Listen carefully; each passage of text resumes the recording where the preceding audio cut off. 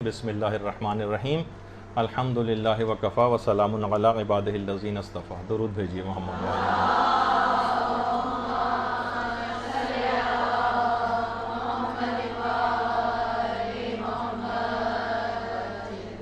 बहुत ज़्यादा लोगों को एक सवाल ये आता है कि हमें अच्छी तरीके से पता है, हमें मदरसे में बहुत ज़्यादा ये चीज़ बताई गई है और उसकी बहुत ज़्यादा ताकीद है, बतौर मोमिन और मोमिना की बहुत ज़्यादा उस इबादत को अंजाम देने की ताकीद है, लेकिन हम देखते हैं कि बावजूद कोशिश के हम नमाज शब के पाबंद नहीं हो पाते। हम क्या करें? अब देखिए, उलमा ने वैसे तो इसके तकरीबन 30-35 तरीक़े बताए, लेकिन मैं उनको समेट कर कुछ चीज़ों में उस अदद को मुनहसर करके आपकी खिदमत में मुख्तसरन पेश कर देता हूँ कि बावजूद कोशिश के अगर कोई शख्स नमाज शब का पाबंद ना हो सके तो वो क्या करे। तो देखिए, सबसे पहली बात तो ये है कि इस बात की सही तौर पर मारिफत हासिल कर ले कि नमाज शब का वक्त कब शुरू होता है। देखिए, असल वक्त तो आधी रात के बाद से शुरू होता है अक्सर उलमा के नज़दीक। आधी रात, अच्छा, अब आधी रात भी कौन सी दूर रह गई, 12:30 पौने 1 बजे तक तो आमतौर पर घरों में सब लोग वैसे ही जाग रहे होते हैं। तो अब तो पढ़कर भी नमाज शब अगर उस वक्त को भी लिया जाए तो नमाज शब को उसके वक्त को स्टार्ट होते ही आधी रात के बाद पढ़कर भी सोया जा सकता है। अलबत्ता ये ज़रूर है कि जितनी फजर से करीब पढ़ी जाएगी उतना ज़्यादा सवाब मिलेगा आपको। और आगा सिस्तानी के फतवे में तो नहीं, पहले तो ये बता दूं कि अगर बिलफर्ज फिर भी कोई शख्स ना पढ़ सके तो ठीक है, वो अगले दिन जो है जब सूरज निकल आए तो क़ज़ा की नीयत से भी नमाज शब को पढ़ सकता है। लेकिन आगा सिस्तानी तो फरमाते हैं कि नमाज इशा के फ़ौरन बाद ही नमाज शब का वक्त शुरू हो जाता है। अगरचे सवाब कम है लेकिन बहरहाल नमाज शब का वक्त तो शुरू हो जाता है। और नमाज शब का वक्त जब शुरू हो जाता है तो आप नमाज इशा के फ़ौरन बाद भी नमाज शब पढ़ सकती हैं। तो लिहाजा कि उसके बावजूद भी आप पाबंदी नहीं कर पाती तो ये बात समझ में आने वाली नहीं है कि जब आप वाजिब नमाज पढ़ रही हैं तो नमाज शब भी पढ़ सकती हैं। 11 रकत की नमाज है, 11 रकत ना पढ़ सकें आप जो 8 रकत पढ़ लें, आप 6 रकत पढ़ लें, आप 5 रकत पढ़ लें या 3 रकत पढ़ लें या 1 रकत भी पढ़ी जा सकती है। अलबत्ता उसी के एतबार से सवाब कम होता चला जाएगा। तो दीगर उलमा भी फरमाते हैं कि जो दीगर मुज्तहिदीन की तकलीद में कि बनियत रजा आप जो है नमाज इशा के फ़ौरन बाद भी इस नमाज को पढ़ सकते हैं, वरना अगले दिन क़ज़ा के तौर पर तो पढ़ी जा सकती है। तो अगर ये सही तौर पर पता चल जाए कि टाइम ही आपको पता चल जाए कि नमाज शब का वक्त कब शुरू होता है तो आगा सिस्तानी के फतवे में तो इशा के फ़ौरन बाद से शुरू हो जाता है, तो आप इशा के फ़ौरन बाद भी नमाज शब पढ़ सकती हैं। दूसरी चीज़ ये है कि अगर आप फ़ज़ाइल नमाज शब का मुतालिया कर लें, असल में ये होता है कि हमें फ़ायदे पता नहीं होते, कितना अजीम सवाब दिलवाने वाली ये नमाज शब है कि खुदा अपने फरिश्तों पर फ़ख्र व मुबाहत करता है। जिस वक्त आप नमाज शब के लिए खड़ी होती हैं, खुदा, रिवायात में है कि खुदा अपने फरिश्तों पर फ़ख्र व मुबाहत करता है कि देखो ये वो नमाज पढ़ रहा है जो मैंने इस पर वाजिब भी नहीं की। और हम देखते हैं रिवायात के अंदर के ख़ानदान अहले बैत के बच्चे वो किस तरीके से नमाजें जो हैं वो नमाज शब उठ कर पढ़ते थे। खुद मेरे अपने एक दोस्त हैं, वो खुद अब तो उनका बेटा माशाल्लाह से 22-23 साल का हो चुका है, लेकिन वो कह रहे हैं कि यानी जो अपनी ज़ौजा के मुताल्लिक़ कि वो इस हद तक ज़रा इस मामले में निस्बतन सख्त थी कि ये बच्चा जिस वक्त ये 4 साल का था, 4 साल की उम्र से नमाज शब तक के लिए उठा रही है इसको। यहाँ पर इसी इंचोली के अंदर रहने वाले एक मोमिन की ज़ौजा की बात हो रही है और वो बच्चा माशाल्लाह यहाँ पे हमारे मदरसे में पढ़ चुका, उसके बाद बड़े दीनी मदारिस में भी गया और वहाँ पे पढ़ा भी रहा है। तो इस अंदाज से आप देखें कि इन चीज़ों के असरात होते हैं। बाज़ औक़ात हमें लगता है कि अरे ये तो माँ जो है बहुत ही ज़ालिम है, बताइए बच्चे के ऊपर कौन सा वो है। और भी तो बच्चों के ऊपर बहुत सारी ऐसी चीज़ें, उनके मुज़िर से सेहत चीज़ें हैं, आप जो उनको खाने को दिलवाते हैं, उनके लिए बहुत सारे उनके ऊपर सख्तियाँ स्कूल के सिलसिले में, ज़बरदस्ती वो सो रहा होता है, रात को वैसे भी देर से सोया और सुबह सुबह उसको स्कूल तैयार करके रो रहा है, चिल्ला रहा है, तब भी आप भेज रहे होते हैं। लेकिन उस वक्त तो हम सख्ती के कायल नहीं होते। ठीक है, बच्चे के ऊपर उस लिहाज से सख्ती नहीं करनी चाहिए, लेकिन हमें बाज़ औक़ात उन सख्तियों के नताइज भी पॉजिटिवली हमें नज़र आते हैं। तो अगर हम वाकई ये देखें कि इस नमाज की इतनी अहमियत थी, उसके फ़ज़ाइल का मुताला करें कि ख़ुद पैगम्बर इस्लाम पर तो ये नमाज वाजिब थी, और कितने ही संगीन हालात क्यों ना थे। खुद जैसे कि वाक़यात करबला में मिलता है कि हज़रत ज़ैनब सलामुल्लाह अलैहा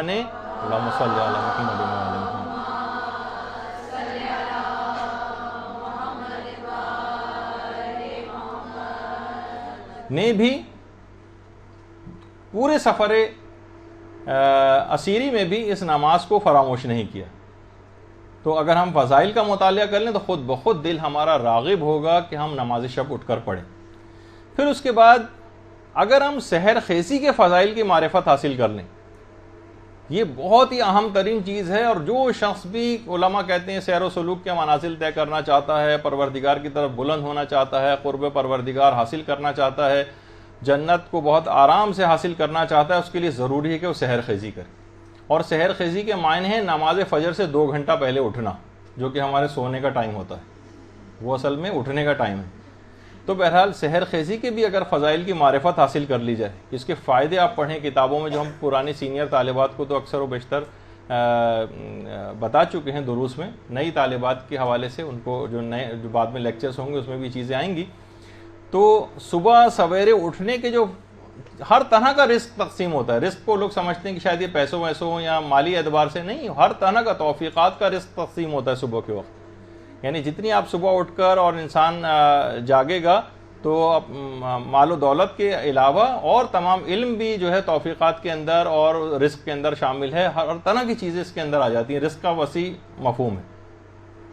अच्छा, फिर उलमा ये फरमाते हैं कि एक तरीक़ा ये भी हो सकता है कि आप दिन में ज़्यादा सोने से इज्तिनाब करें।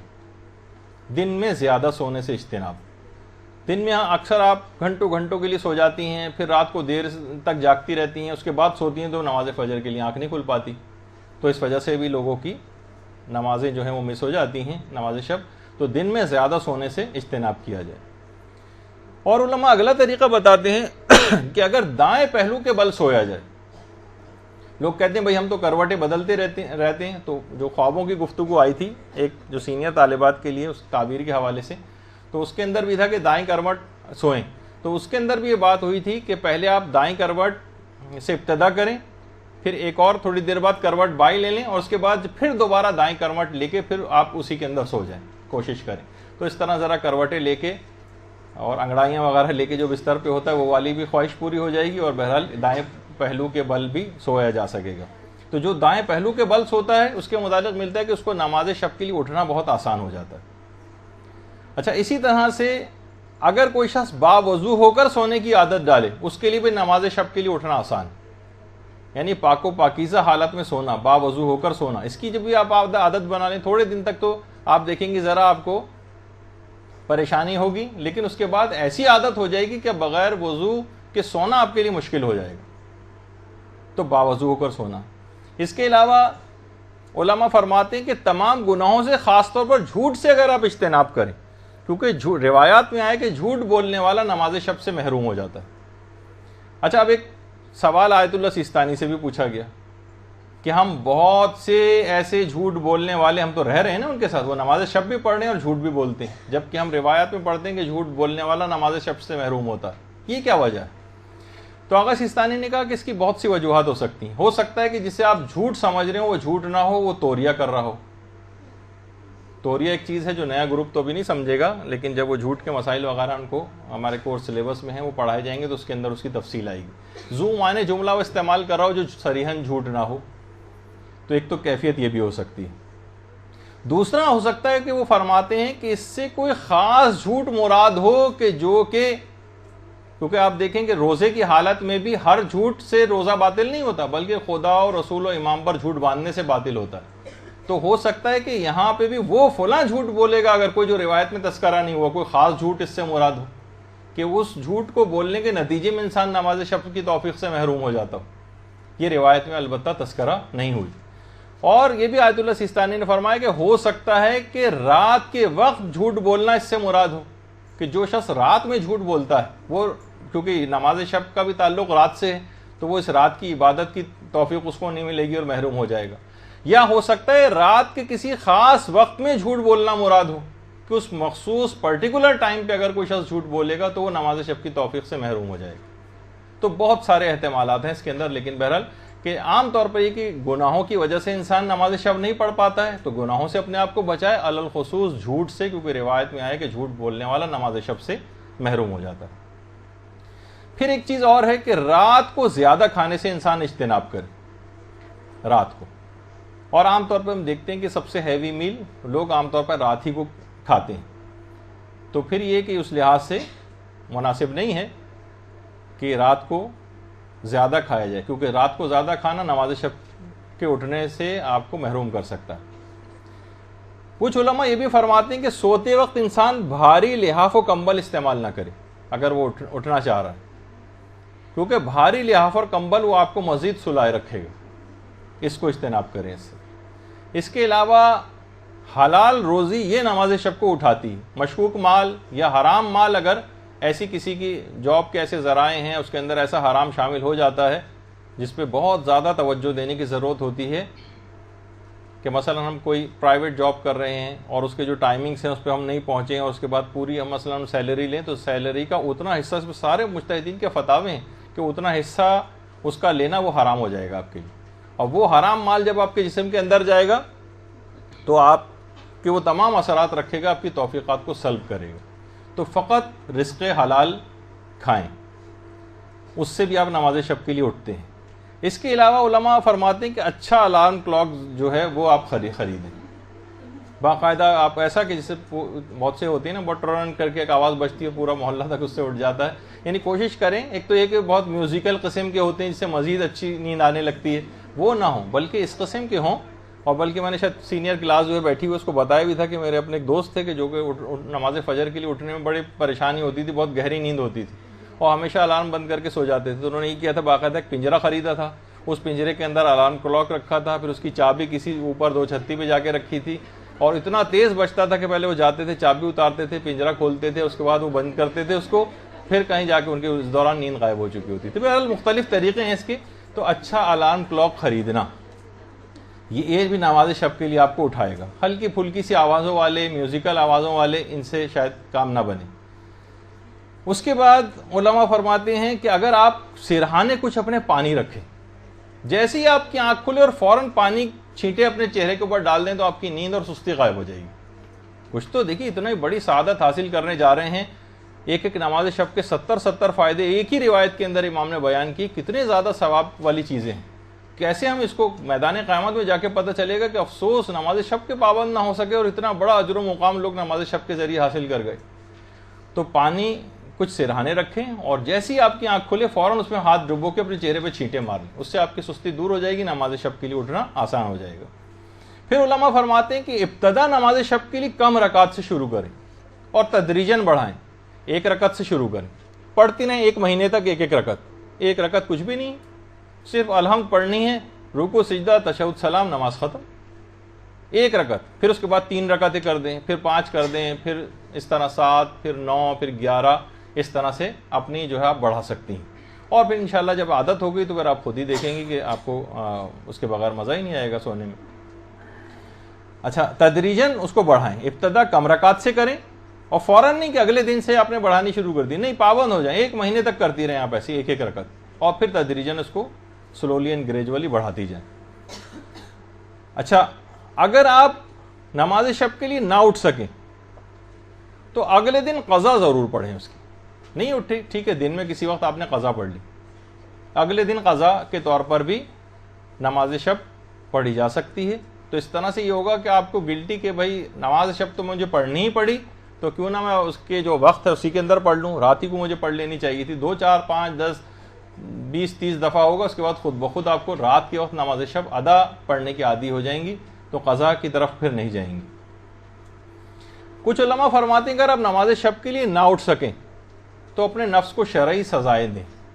शरई सज़ाएँ, मसलन अगर वाकई आप बहुत सिंसियर हैं इस काम में, आप मन्नत मान लें कि अगर मुझसे नमाज शब क़ज़ा हुई तो मैं अगले दिन रोज़ा रखूँगी या अगले किसी दिन में रोज़ा रखूँगी, या मसलन अगर एक नमाज शब मेरी एक दिन क़ज़ा हुई तो मैं 500 रुपये सदका दूँगी।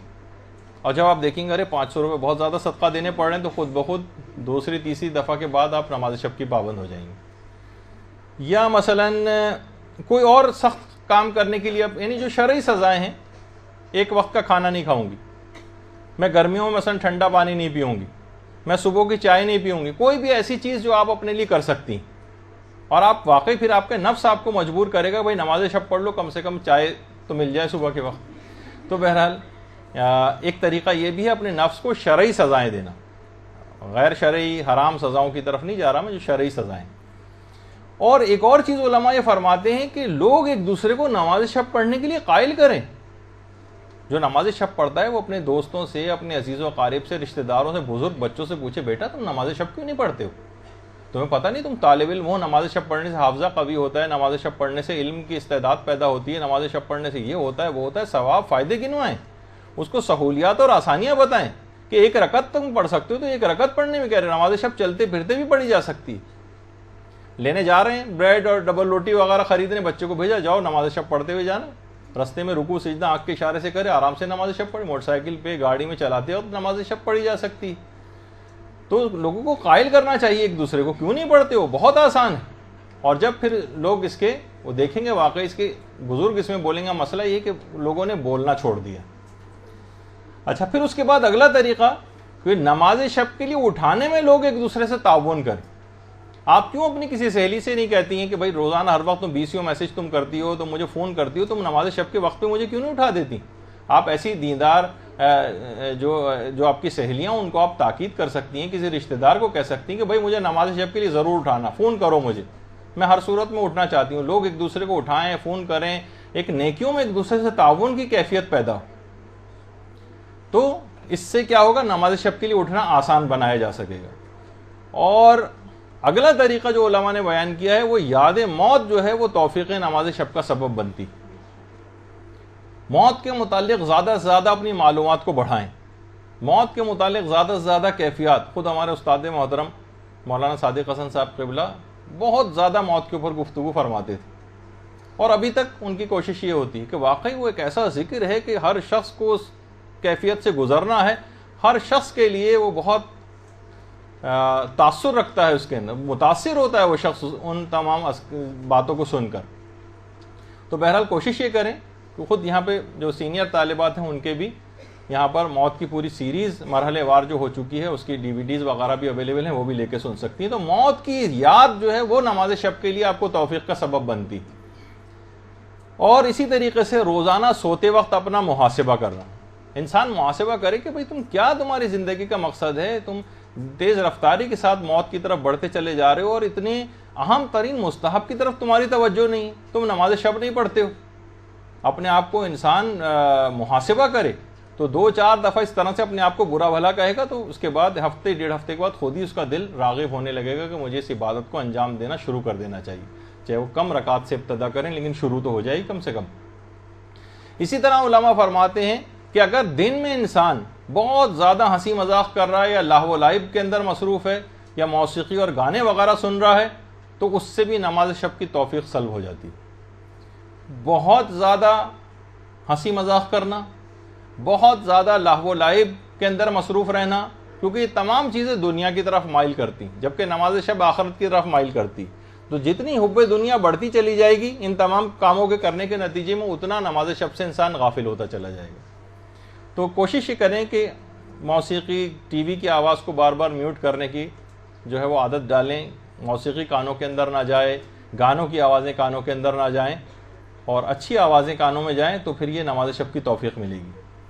और जब एक दफ़ा तौफीक आपको मिल जाए, उलमा फरमाते हैं अगर आप नमाज शब पढ़ने लगें तो आप शुक्र परवरदिगार अता करें, ला इन शकरतुम ला अज़ीदन्नकुम।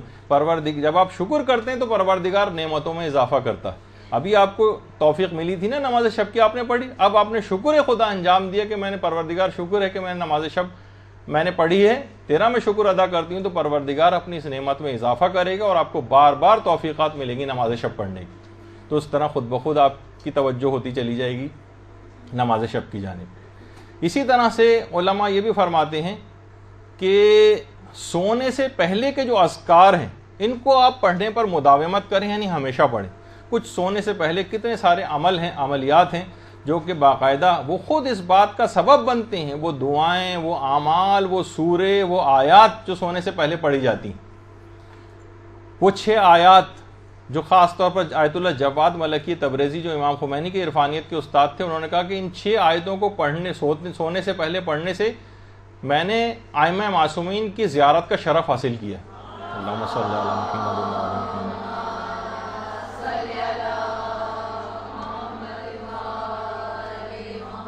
मदरसे ने बाकायदा उन 6 आयात को प्रिंट करवाया है कार्ड के ऊपर, वो भी आप यहाँ से ले सकती हैं।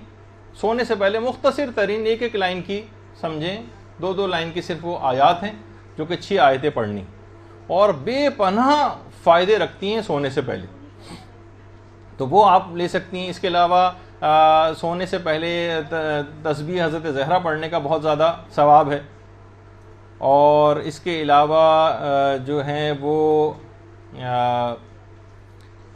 बहुत से सूरे हैं, जैसे सूरे तौहीद है, सूरे माउज़तैन हैं, और सूरे कहफ की जो आखिरी आयत है क़ुल इन्नमा अना बशरुम मिस्लुकुम वाली 110 नंबर की जो आयत है, ये अगर सोने से पहले जिस नीयत से भी कि मैं उस टाइम पर उठ जाऊं, इस नीयत से अगर पढ़ ली जाएगी तो अब खुद ब खुद उसी टाइम पर एक फरिश्ता मुकर्रर हो जाता है जो आपको उठाता है। तो बहरहाल ये कुछ ऐसी चीज़ें हैं कि सोने से पहले के कुछ अज़कार हैं, उनको आप पढ़ने की आदत डाल लें तो इंशाअल्लाह खुद ब खुद इस बात का सबब बनेगा कि आपको तौफीक नमाज शब हासिल हो जाएगी। और बहुत सी चीज़ें और भी हैं जो भी हम इससे पहले बयान करते रहते हैं और आइंदा की नशिस्तों में बयान भी होंगी, लेकिन अभी उनका मौका नहीं है। अभी सिर्फ आपको टिप्स देते जा रहे हैं कि कुछ सोने से पहले के अज़कार हैं ऐसे।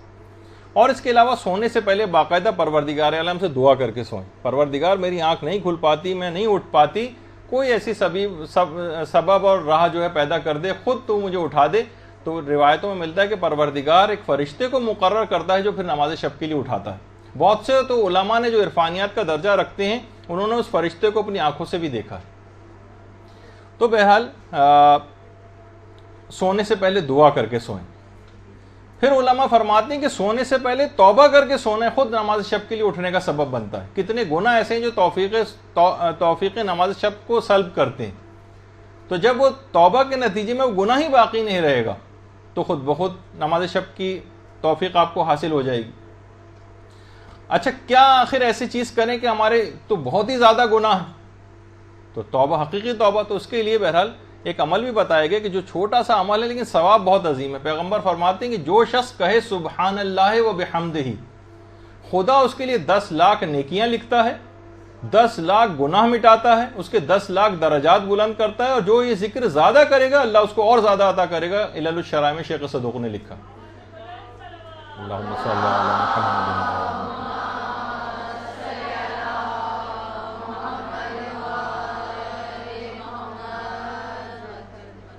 तो जब 10 लाख गुना परवरदिगार आलम मिटा रहा है और कई दफा आप दिन में इसको पढ़नी सुबहान अल्लाह व बिहम्दे, कितनी देर लगेगी? वैसे एक दफा पढ़ने से ये फायदा है, तो कई दफा पढ़ने से इंशाल्लाह सारे गुनाह माफ होते रहेंगे। और सोने से पहले भी इसको कर लें तो क्या होगा, जब वो गुनाह ही बाकी नहीं रहेगा कि जो नमाज शब की तोहफा को की जो तौफीक है उसको सल्ब किए हुए है, तो खुद ब खुद आप नमाज शब की तरफ राग़िब हो जाएंगे। और बच्चों के सिलसिले में भी है कि बच्चों को बचपन ही से नमाज शब का आदी बना देना चाहिए। कम से कम 1 रकत नमाज शब पढ़ने की तो आदत डलवा दें, और बहुत ज़्यादा इनको ज़्यादा रकात 11-11 रकात पढ़ने की तरफ भी ना ले जाएं, जो आजकल असल में अमूमी लिहाज से मैं बात कर रहा हूँ। ऐसा ना हो कि वो मुतनफ़िर हो जाएं, नमाज वाजिबी पढ़नी बच्चों को इतनी मुश्किल हो जाती है चेजाए का, इतनी सख्ती उनसे करवाएं। तो बहरहाल जो आम घराने हैं जिनके अंदर बहुत ज़्यादा दीन इतना राइज नहीं है घरों के अंदर, वो अगर इब्तदा करना चाहें तो बच्चों को फ़कत 1 रकत नमाज शब पढ़ने की, वो भी नमाज इशा के फ़ौरन बाद ही पढ़ लें, रात वात को या फजर से पहले उठाने की इतनी ज़रूरत नहीं। तो फिर उम्मीद है कि अभी से जो शख्स अपने बच्चों को इस तरह से आदी बना देगा, फिर आगे चल के तदरीजन इसमें इजाफा होता जाएगा। बच्चा एक दफ़ा आदी हो जाए तो फिर सारी ज़िंदगी छूटेगी नहीं नमाज शब उससे। और उलमा फरमाते हैं कुछ हमारी अमूमी ज़िंदगी की गलतियाँ भी ऐसी हैं जो कि नमाज शब की तौफीक हमें नहीं दिलवाती और रोक देती हैं उस तौफीक को। वो क्या है?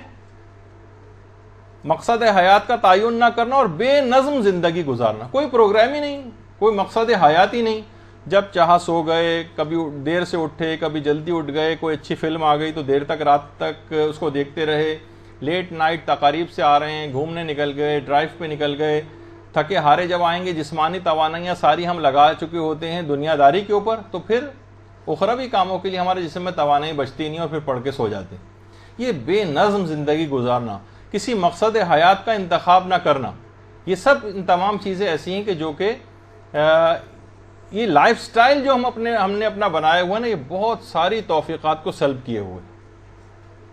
अपनी ज़िंदगी को एक ख़ास प्रोग्राम के तहत मैं दुनिया में क्यों आई हूँ, मेरा मकसद हयात क्या है, मुझे क्या करना चाहिए, अपनी आखरत को कैसा बनाना चाहिए, दुनिया आखरत की खेती है, इस खेती में मुझे क्या चीज़ बोनी है, क्या उस तमाम चीज़ों का इंसान को ख्याल करना चाहिए। और थोड़े दिन में वक्त ख़त्म हो जाएगा, फ़रिश्ते अजल आ जाएगा, दाई अजल को लब्बैक कहना पड़ेगा और मौका ख़त्म हो जाएगा और वहाँ हमेशा हमेशा की ज़िंदगी गुजारनी। तो बहरहाल ये तमाम चीज़ें ऐसी हैं कि अपने लाइफस्टाइल को बेहतर बनाएं कि जिसमें इन तमाम प्रोग्राम्स को भी और इन इबादतों को ज़िंदगी में कहीं फिट कर सकें। फिर कुछ उलमा कहते हैं कुछ ग़िज़ाएँ ऐसी हैं जिसका भी तज़किरा हुआ कि जो रात को सोने से ख़ास तौर पर उसमें मुरग़्ग़न ग़िज़ाएँ, ठीक है, वो आप दोपहर में कभी कर लें, रात में ज़रा निस्बतन सादा किस्म की ग़िज़ा खाएँ, और वरना वो चीज़ें आसाब को बहुत ज़्यादा सुस्त कर देती हैं, सकील ग़िज़ाएँ, और फिर ये होता है कि फिर आप सोते रह जाते हैं और फिर आपको तौफ़ीक़ नहीं मिल पाती। और उलमा ये भी फरमाते हैं कि इंसान वाकई खुदा की अज़मत को पहचाने। अगर वो खुदा की अज़मत को इंसान पहचाने कि खुदा की ज़ात कितनी अजीम है, मुझे कितनी उसकी इबादत करनी चाहिए, और मैं फिर फ़कत चंद वाजिब नमाज की सिर्फ चंद टक्करें मार के और अपने समझता हूँ कि मैंने बहुत बड़ा एहसान कर दिया परवरदिगार पर। तो हज़रत ईसा भी फरमाते थे ना, जिस तरह से कोई बीमार ग़िज़ा से लुत्फ़अंदोज़ नहीं होता, उसी तरह हुब्बे दुनिया और गुनाहों में मुब्तला शख्स जो है वो भी इबादत इलाही से लुत्फ़अंदोज़ नहीं होता। तो इंसान की निगाह में खुदा की जितनी अज़मत होगी उतनी ज़्यादा वो इबादत की तरफ रग़बत करेगा। पैगम्बर इस्लाम रात में कई दफ़ा सोते और जागते थे, और जब भी कोई शख्स घर का जागा हुआ होता तो देखता था पैगम्बर हर वक्त इबादत में मसरूफ़ नज़र आते। 2 घंटे से ज़्यादा शायद कभी किसी वक्त सोते भी नहीं थे, बार बार सोते और जागते थे। यानी ऐसा लगता था गोया जैसे शर्मिंदा हो रहे हो कि परवरदिगार तेरी जितनी इबादत करनी चाहिए थी मैं कहाँ कर पाता हूँ वो इबादत। तो इतनी सहूलियात देने के बाद भी हम नमाज शब के पाबंद ना हो तो बहुत शर्म और अफसोस की बात है। इसी तरीके से इंसान को चाहिए कि अपने कमज़ोर इरादे को कवी बनाए,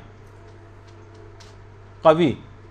और सबसे ज़्यादा ये जो 2 मौके ऐसे हैं जैसे नमाज फ़जर के वक्त अक्सर क़ज़ा हो जाना या नमाज शब का ना पढ़ पाना, ये कमज़ोर इरादे की वजह से तो होता है। और सबसे बड़ी वजह जो कमज़ोर इरादे की है, जो इससे पहले भी कई क्लासेज में आ चुकी है, वो ग़िना और मौसीकी है। जो इमाम खुमैनी फरमाते थे कि इससे ज़्यादा कमज़ोर करने वाली इरादे को कोई और चीज़ नहीं। वो इतनी दफ़ा आपके कानों में, जो घरों में जिस तरीके से टीवी अब 24 घंटे खुले रहने लगे हैं, कोई नहीं भी सुन रहा हो तो कम से कम एक आवाज़ तो आती रहे। अब इस वजह से सन्नाटे को दूर करने के लिए टीवी हर वक्त ऑन रखा जाता है, तो खुद ब खुद वो तमाम असरात आपके कान के ऊपर और आपकी रूहानियत के ऊपर मुरतब होते हैं, जो उन हराम आवाज़ों को सुनने की वजह से आपके अंदर जो आवाज़ें जा रही हैं वो आपकी बहुत सी तौफ़ीक़ात को और इरादों को सल्ब करते हैं। और एक दफ़ा भी उलमा कहते हैं कि 1 महीने तक भी अगर आपने नफ्स पर ज़बरदस्ती करके नमाज शब का इसको आदी बना दिया तो हमारे दिमाग में बाकायदा एक बायोलॉजिकल क्लॉक होता है, वो सेट हो जाएगा। जैसे बहुत से लोग जो मखसूस औकात पे उठने के आदी हैं, तो वो बहुत से लोग जो आदी हो जाते हैं वो किसी अलार्म क्लॉक के बगैर भी उनकी खुद ब खुद आँख खुल जाती है। 1 महीने तक भी अगर आपने खुद को नमाज शब का आदी बना लिया तो वो बायोलॉजिकल क्लॉक खुद ब खुद मखसूस टाइमिंग्स पे आपको उठा देगा। और उलमा फरमाते हैं कि आज तक कोई भी शख्स हमने ऐसा नहीं देखा जो मकामात आलिया पर फायज हुआ हो परवरदिगार की तरफ और वो नमाज शब और सहर खेजी का आदी ना हो। यानी लाजमी उसका लाजिमा है, उसका एलिजिबिलिटी क्राइटेरिया ही है परवरदिगार की तरफ कि वो सहर खेजी ज़रूर करता होगा और नमाज शब का आदी होगा, वरना वो भूल जाए कभी बुलंद मुकाम हासिल नहीं कर सकेगा। तो नमाज शब को कहा जाता है सवाल मुनकिर व नकीर का जवाब है। ये कब्र और क़यामत में इंसान की मोनिस है और ये एक नूर है जो मोमिन और आतिश जहन्नुम के दरमियान एक हिजाब बन जाएगा। और ये मीज़ान अमल को भारी करने वाली चीज़ है और पुले सरात से इंसान को इंतहाई तेज़ रफ्तारी के साथ निकाल कर ले जाने वाली चीज़। और ख़ुद दुनिया में भी नमाज शब के बेतहाशा फ़ायदे हैं, रिस्क में इजाफ़ा, उम्र में इजाफ़ा और बीमारियां दूर होती हैं और हर खैर व बरकत को नाजिल करने का सबब बनती, और ना जाने कितने बेशुमार नमाज शब के फ़ायदे होंगे। तो बहरहाल अभी 2-3-4 सवालात और भी थे जिनका मुझे जवाब देना था, लेकिन इस वक्त मेरे सामने घड़ी मौजूद है कि टाइम बिल्कुल उसका ख़त्म हो गया है। तो इंशाअल्लाह जो हमारी आइंदा की जो नशिस्तें होंगी उसके अंदर हम पूरी कोशिश करेंगे कि मज़ीद सवालात के जवाब भी आते रहें, और अगली दफ़ा से तो एक नए मौजू के ऊपर बाकायदा हमारी गुफ्तगू शुरू हो जाएगी। व सल्लल्लाहु अला मुहम्मदिन व आलिहि तय्यबीन अत्ताहिरीन। दरूद भेजिए।